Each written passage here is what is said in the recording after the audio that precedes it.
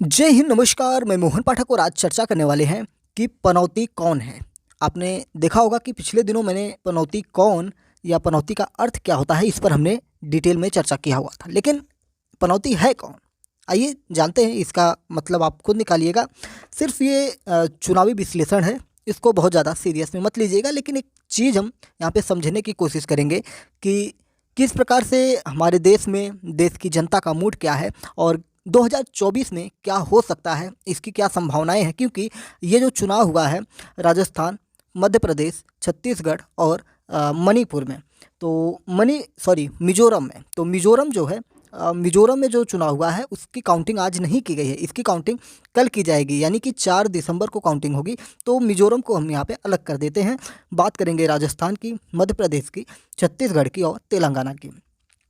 वर्तमान समय में जो काउंटिंग के रिजल्ट आए हुए हैं उनकी अगर हम बात करेंगे तो राजस्थान, मध्य प्रदेश और छत्तीसगढ़ में भारतीय जनता पार्टी की सरकार बन चुकी है। फिर उसके बाद बात करेंगे तेलंगाना की, तो यहाँ पे लगभग कांग्रेस सबसे आगे है और कांग्रेस यहाँ पे प्रचंड जीत दर्ज करते हुए यहाँ पे सरकार बना रही। यानी कि जो कांग्रेस है ये सिर्फ तेलंगाना में एक राज्य में पाई है। बाकी हिंदी बेल्ट जितने हैं उसमें राजस्थान, मध्य प्रदेश, छत्तीसगढ़, इसमें अगर बात करें तो मध्य प्रदेश में भाजपा की सरकार चल रही थी। मध्य प्रदेश में पहले कांग्रेस की ही सरकार चुनाव होने के बाद हुआ था। लेकिन बीच में जो सिंधिया हैं उनके द्वारा जब टकराव पैदा होता है तो कांग्रेस से टूट कर वो अलग होते हैं और फिर से शिवराज सिंह चौहान मुख्यमंत्री बन जाते हैं। तो इस बार तो फिर स्पष्ट बहुमत ही इनको मिल रहा है। तो इस प्रकार से छत्तीसगढ़ में कांग्रेस की सरकार थी और यहाँ पे आपने देखा होगा कि महादेव बेटिंग वाला जो घोटाला हुआ था, जिसको हमने भी एक्सप्लेन किया हुआ था, तो महादेव बेटिंग छत्तीसगढ़ में इसका मामला निकल के आया था और कहीं ना कहीं इसका असर आपको देखने को मिल जाएगा। ईडी द्वारा जो रेड की जा रही थी उसमें और भूपेश बघेल को इसमें भी घेरा गया था, जो कि वहाँ के मुख्यमंत्री थे। ठीक है, थे इसलिए कह रहे हैं क्योंकि आज से सब कुछ बदल चुका है समीकरण वहाँ का। बात करते हैं कि मध्य प्रदेश में क्या हुआ था। यानी कि मध्य प्रदेश में आपको बता दें कि मध्य प्रदेश जो सीट है, इस सीट पे जो शिवराज सिंह चौहान है राज्य में, इनको ये बताया जा रहा था कि शिवराज सिंह चौहान को मुख्यमंत्री के दावेदार के रूप में अब नहीं देखा जा रहा है, इन्हें हटा दिया जाएगा। थोड़ा सा हम इस पर डिटेल में एनालिसिस करने वाले हैं। मध्य प्रदेश में जो भारतीय जनता पार्टी यानी कि बीजेपी है, ये लगभग 168 सीटों के साथ प्रचंड बहुमत में दिखाई पड़ रही है। बीजेपी 2 दशक से राज्य में सरकार चला रही है, यानी कि लगभग 20 सालों से यहाँ पे भाजपा का शासन चल रहा है। इस बार बीजेपी को भी इतनी बड़ी जीत की उम्मीद नहीं थी, लेकिन राज्य की जनता ने एक बार फिर से, जो शिवराज सिंह है उन्हें मामा के नाम से जाना जाता है, मामा से भैया की छवि में आए शिवराज पर भरोसा जताया है। क्योंकि शिवराज सिंह चौहान जाते जाते कुछ बड़ी घोषणाएं कर गए थे, लेकिन कांग्रेस ने भी यहाँ पे बड़ी बड़ी घोषणाएं की थी। राजस्थान में कांग्रेस की सरकार थी, वहाँ पे भी बड़ी बड़ी घोषणाएं की थी, लेकिन बीजेपी ने बाजी मारी है। राजनीतिक जानकार जो हैं, अगर उनकी बात करें, वो क्या कहते हैं इस जीत के बारे में जो मध्य प्रदेश में हुई है, तो बीजेपी की जीत में सबसे ज़्यादा महिलाओं की अहम भूमिका मानी जा रही है। आइए जानते हैं कि जो योजनाएँ हैं महिलाओं के हितों के लिए, तो शिवराज सिंह चौहान के लिए कौन से ऐसी योजनाएं थीं जो महिलाओं के लिए सबसे ज़्यादा लाभदायक थीं और जिससे इसमें भारतीय जनता पार्टी को मध्य प्रदेश में सरकार पुनः वापस लाने में मदद हुई है। तो इसमें कुछ बड़ी योजनाओं के हम नाम लेंगे आपके साथ, उसको आपको बताते हैं। एक थी आंगनबाड़ी कर्मचारी के वेतन में वृद्धि। आंगनबाड़ी की बात करें तो उत्तर प्रदेश में भी आंगनबाड़ी हैं, मतलब आंगनबाड़ी जो होती है ग्राम सभा में होती हैं। ठीक है, तो आंगनबाड़ियों का जो वेतन था उसको कितना रुपया बढ़ाया है, आपके होश उड़ जाने हैं। शिवराज सरकार ने चुनाव से पहले ही आंगनबाड़ी सेविकाओं और सहायिकाओं के वेतन में बढ़ोतरी का दांव खेल दिया था, जो शिवराज के लिए कारगर साबित हुआ। सरकार ने आंगनबाड़ी सेविकाओं के वेतन को 3,000 प्रतिमाह जो थी उसे बढ़ाकर इसमें 10,000 और जोड़ते हुए लगभग 13,000 रुपये प्रतिमाह कर दिया था। इसके अलावा आंगनबाड़ी सहायिकाओं के वेतन को 750 रुपये से बढ़ाकर 5,750 रुपये प्रति महीने कर दिया था। इसके अलावा सरकार ने घोषणा की थी कि रिटायरमेंट के दौरान आंगनबाड़ी सेविकाओं को जो 1.25 लाख और आंगनबाड़ी सहायिकाओं को 1 लाख रुपये देने की बात की गई थी जब रिटायर होंगी, तो ये इनको एक तरह से मिलने वाला था। बहनों के लिए लाडले बने मामा, तो एक ये भी योजना थी। ये कोई मैं ऐसे सगुफा नहीं कह रहा हूँ, ये नाम है, योजना का नाम है। योजना का नाम है बताते हैं क्या क्या इसमें योजनाओं के नाम हैं। जीत में जो या मध्य प्रदेश है वहाँ की आधी आबादी यानी कि महिलाओं के लिए कई सारी योजनाओं का योगदान जो था उसमें शिवराज सिंह चौहान ने कहा था कि लाडली बहना योजना, लाडली लक्ष्मी योजना, निकाय चुनाव में 50% आरक्षण और प्रधानमंत्री मातृ वंदना योजना की वजह से उन्हें जनता का प्यार इस समय आपको देखने को मिल गया है। तो ये जितनी योजनाएं थी इनको इसने किया गया था इसमें। और बात करते हैं तो इनके एक और बड़े जो संविदा कर्मचारी हैं उनको रिन्यू किया गया था। उसके लिए अगर हम बात करेंगे तो जो राज्य में संविदा पर काम कर रहे कर्मचारी थे उनको अब हर साल अनुबंध रिन्यू कराने की ज़रूरत नहीं होगी, ऐसा इनके द्वारा किया गया। सरकार ने संविदा कर्मचारियों का अनुबंध समाप्त कर दिया था। इसके अलावा शिवराज सरकार ने सरकारी कर्मचारियों की तरह उन्हें भी अच्छा वेतन भत्ता, अवकाश, बीमा आदि की सुविधा प्रदान करने की भी घोषणा की थी। तो इस प्रकार से ये भी एक तरह से कारगर साबित हुआ था। सबसे बड़ी बात अगर हम बात करेंगे तो 2018 में जब कांग्रेस की कमलनाथ सरकार बनी तो उन्होंने सबसे पहले किसानों का कर्ज माफ़ किया था। इसके बाद 2020 में जब कमलनाथ की सरकार गिर गई तो कुछ किसानों का कर्ज माफ़ नहीं हो सका था, उन पर ब्याज भी काफ़ी चढ़ गया था। इसके बाद शिवराज सरकार ने किसानों के कर्ज माफ़ी की प्रक्रिया दोबारा शुरू की और 11.19 लाख किसानों का लगभग 2123 करोड़ रुपए का कर्ज माफ़ किया। शिवराज की यह कर्ज माफ़ी भी जो कांग्रेस का दाव था वही इन्होंने चलकर फ़ायदा उठा लिया। शिवराज सरकार की लाडली बहन योजना जो है एक बड़ी योजना के रूप में निकल के आई है। बीजेपी को एक बार फिर सत्ता की कुर्सी तक इसी योजना ने पहुंचा दिया है। इस योजना के तहत 1,31,00,000 महिलाओं को हर महीने 1,250 रुपये देने की बात की गई है। यह राशि डायरेक्ट महिलाओं के खातों में ट्रांसफ़र की जाती है। शुरुआत में इस महत्वाकांक्षी योजना के तहत प्रदेश की पात्र महिलाओं को प्रतिमाह 1,000 रुपये दिए गए थे, लेकिन अक्टूबर के महीने में इस राशि को बढ़ाकर 1,250 रुपये यानी कि 1,250 रुपये कर दिया गया। शिवराज ने वादा किया कि इस योजना के तहत मिलने वाली राशि को बढ़ाकर अब 3,000 रुपये कर दिया जाएगा और यही सबसे बड़ा कारण निकला महिलाओं के दम पर मध्य प्रदेश में जो बीजेपी की सरकार बनी।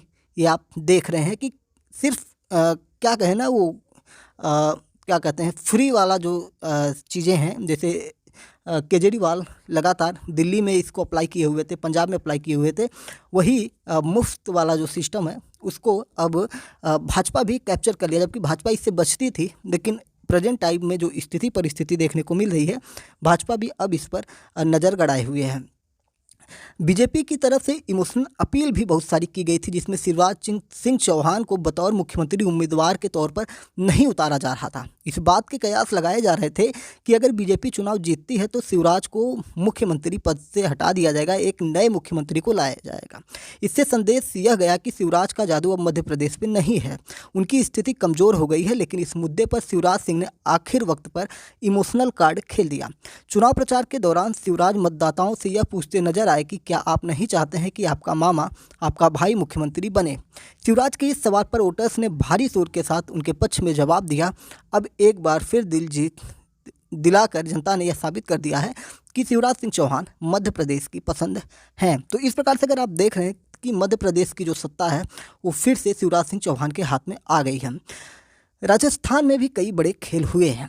राजस्थान में अगर हम बात करेंगे तो राजस्थान में वसुंधरा राजे हैं और वसुंधरा राजे जो हैं और साथ साथ जो गहलोत साहब हैं मुख्यमंत्री हैं, ये सारी चीज़ें जो हैं तिकड़ियाँ भिड़ रही थी और ऐसा लग रहा था पहले से ही स्पष्ट जो एग्जिट पोल वगैरह थे उसमें ये लग रहा था कि जो राजस्थान का समीकरण है उसमें बहुत सारे नेता निकल के आए, कुछ नए नाम निकल के आए, जैसे रविंद्र भाटी का नाम नया निकल के आया था और कई महिलाओं के नाम निकल के आए थे।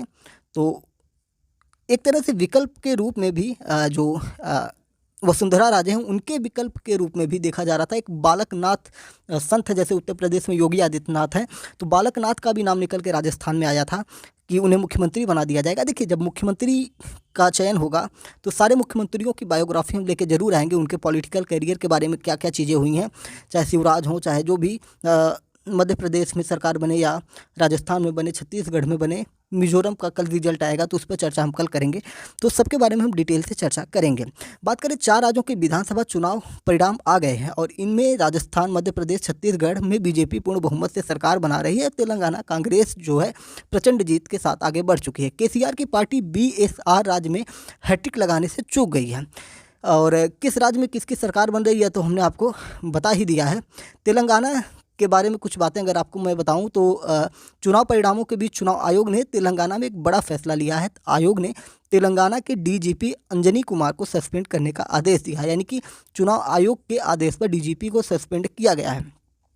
अंजनी कुमार और अन्य पुलिस अधिकारियों के साथ हैदराबाद में प्रदेश कांग्रेस अध्यक्ष रेवंत रेड्डी से उनके आवास पर मुलाकात करने पहुंचे थे। इसी मामले में उनको हटाया गया है कि ऐसा माना जा रहा है कि वहाँ पे धांधली की बातें निकल सकती हैं, ऐसा हो सकता है। राजस्थान में मिली हार पर अशोक गहलोत ने क्या कहा, अगर हम बात करें तो राजस्थान की जनता द्वारा दिया गया जनादेश हम विनम्रतापूर्वक स्वीकार करते हैं। यह सभी के लिए एक अप्रत्याशित परिणाम है।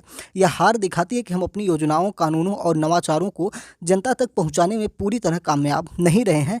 मैं नई सरकार को शुभकामनाएं देता हूं। मेरी उनको सलाह है कि हम काम करने के बावजूद कामयाब नहीं हुए, इसका मतलब ये नहीं है कि वो सरकार में आने के बाद काम नहीं करे। या ओपीएस, चिरंजीवी सहित तमाम योजनाओं की बात उन्होंने की और जो विकास की रफ्तार है इन 5 सालों में राजस्थान को हमने जो दी है वो इसे आगे बढ़ाएंगे। मैं सभी कांग्रेस कार्यकर्ताओं को धन्यवाद देता हूं जिन्होंने इस चुनाव में पूरी मेहनत की एवं सभी मतदाताओं का आभार व्यक्त करता हूं जिन्होंने हमारे ऊपर विश्वास किया।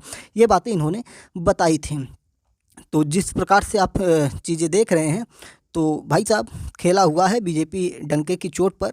नई सरकार, नए लोग, नए मुख्यमंत्री आपको देखने को मिल जाएंगे। तो आपने देखा होगा कि पनौती शब्द को लेकर काफ़ी बवाल मचा हुआ था।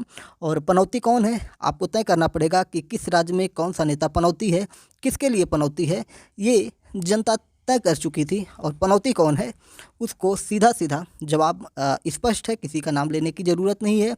यहाँ पे बात करेंगे इंडिया गठबंधन की। अगर थोड़ी सी बात करें तो देखिए, स्टेट के चुनाव में इंडिया गठबंधन का कोई अहम रोल नहीं था।